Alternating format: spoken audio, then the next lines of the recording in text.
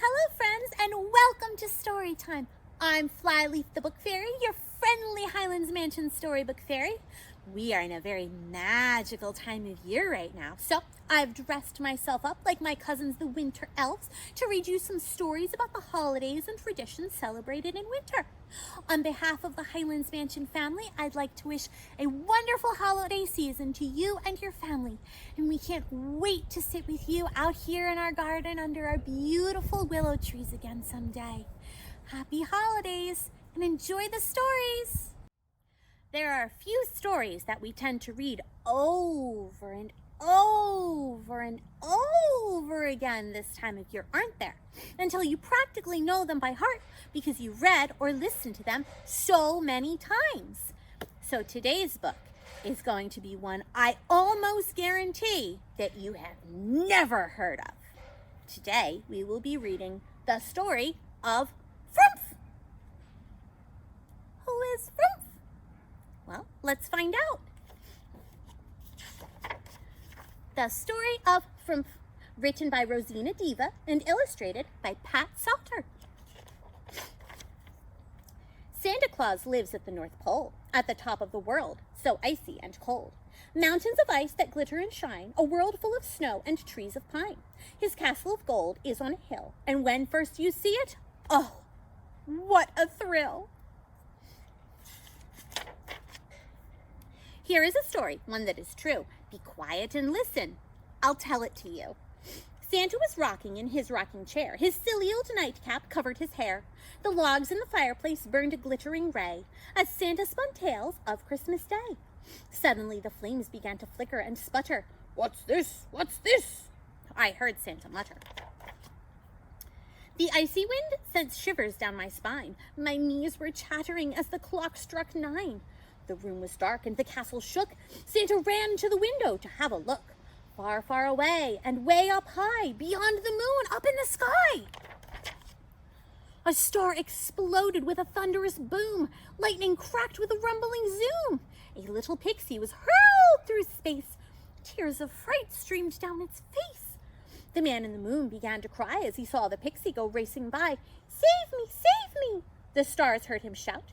Mr. Sun was so sad he turned his light out. This sad little pixie, in his terrible plight, was falling to earth on a cold winter night.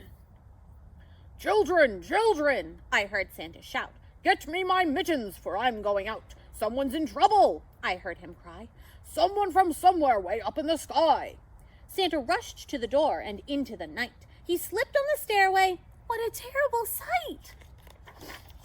Santa bounced and rolled like a rubber ball. He was up in a jiffy and started to call. "Children, children, follow me!" His trousers were torn at the knee. The little pixie fell deep in the snow. I asked, "Where is he? Where did he go?" We heard a moan and then a sigh. A wee little voice began to cry. "Help me! Help me!" His words were clear. He seemed so far and yet so near. I looked around and what did I see? A little pixie looking at me. He shivered and shook and he sat and stared. I said, "Hello, little man. Don't be scared." Santa and the dwarfs all gathered round. The little pixie made not a sound. Santa bent down on one knee, then whispered, "Come, little man, come to me." The little pixie let out a wail, his eyes big as plums, his face drawn and pale. Santa raised him in his hand. We started for home over snow-covered land. I lit the fire, made soup in our pot.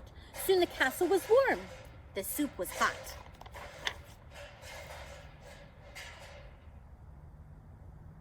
Santa cuddled the pixie on his lap, all cozy and warm in Santa's cap. We fed him soup. The fear left his eyes. I could tell he was happy by the sound of his sighs. The dwarfs had candy. I had the same. Santa gave him a piece, then asked his name. The pixie leapt up at Santa, his nose so red. In a wee voice answered, "Frumph," then bowed his head. "Frumph, Frumph, is that your name?" I said it was Frumph. Is this a game? "Where did you come from? Is it far?" "I'm from Fifinfinfall, way up in a star." "Frumph from Fifinfall, oh my, fell from a star up in the sky."